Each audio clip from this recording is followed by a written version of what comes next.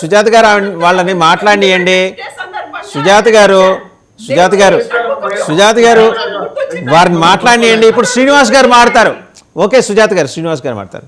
శ్రీనివాస్ గారు, in fact Janasena has acquired strong, ఆయన దాని నుంచి స్ట్రాంగ్ అని 4-5 స్ట్రాంగులు చెప్పారు.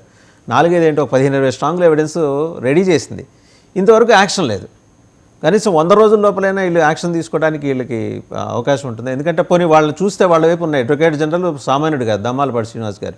అడిషనల్ అడ్వకేట్ జనరల్ ఆయన ఇంకొక మెరుపుతీగా వాళ్ళ పార్టీలో జనసేనలో ఉండేవారు. ఆయన మంచి అడ్వకేట్, హీనోస్ మొత్తం ఇన్ అండ్ అవుట్స్ తెలుసు. ఎంత ఎందుకని యాక్షన్ తీసుకోలేకపోతున్నారు? మన డిబేట్ చర్చ కూడా అదే. ఏది కేసులు పెట్టడం, ఫిక్సింగ్ చేస్తున్నారు, శ్వేతపత్రాలు ఇచ్చారు, వాటికి లాజికల్ ఎండింగ్ ఏంటి అనేది మీరు అడిగేది.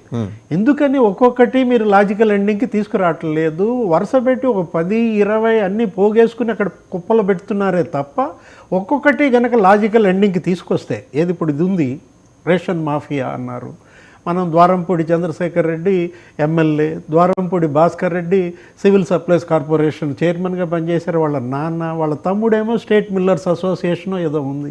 మొత్తం పదవులన్నీ వాళ్ళ చేతుల్లోనే పెట్టుకున్నారని మనం చూసాం. నిన్న కూడా నాదెండ్ల మనోహర్ మాట్లాడుతూ 54,000 టన్నులు పట్టుకుంటే అందులో 26,000 టన్నులు ఇదే అన్నారు, ఏది పేదల బియ్యం. మరి నేపాల్కి ఎగుమతి చేసిన దాంట్లో ఎందుకని ఇప్పటివరకు దానిపైన కేసు ఎందుకని సిఐడికి ఇవ్వలేదు, ఏసీబీకి ఇవ్వలేదు, విజిలెన్స్కి ఇవ్వలేదు? ఇలాంటివే కాదు. రెడ్ శాండల్ గురించి కూడా మాట్లాడారు. ఇప్పుడు రెడ్ శాండల్ ఆ రోజు చంద్రబాబు ఎన్కౌంటర్ చేసి ఒక 16 మంది అది చనిపోయిన ఉదంతం. అప్పట్లో మరి రెడ్ శాండల్ అది మానవ హక్కుల ఉల్లంఘన కింద మన సుజాత గారు కూడా మాట్లాడారు. పెద్ద ఎత్తున రెబల్ అయ్యారు అంతా కూడా. కానీ దానివల్ల జరిగింది ఏంటి? తర్వాత మన జనసేన మిత్రుడు అన్నట్టు 2019-24 మధ్య అటువంటి చర్యలేవి. రెడ్ శాండల్ పైన ఉక్కుపాదం ఎందుకని మోపలేకపోయారు? 4 రెట్లు ఎందుకు పెరిగింది? నిన్న ఇచ్చినటువంటి వైట్ పేపర్లో కూడా మనం చూసాం. ఏంటి, 4 రెట్లు స్మగ్లింగ్ పెరిగింది ఈ 5 ఏళ్లలో అని చెప్పి. అప్పట్లో మరి 4,000 కేసులు పెడితే ఇప్పుడు ఈ 5 ఏళ్లలో 1000 కేసులు కూడా పెట్టలేదని. అది కర్ణాటకలో పట్టుకున్నారు. ఇవాళ పవన్ కళ్యాణ్ నిన్న వెళ్ళి సిద్ధరామయ్యను కలిసి ఏమని అడిగారు? కుంకి ఏనుగులను ఏదో అడిగినట్టున్నారు. సరే, ఆ కుంకి ఏనుగులు వస్తాయి, అది వేరే విషయం. కుంకి ఏనుగులు వచ్చి ఇక్కడ ఏనుగులను ఆపటం అది కాదు.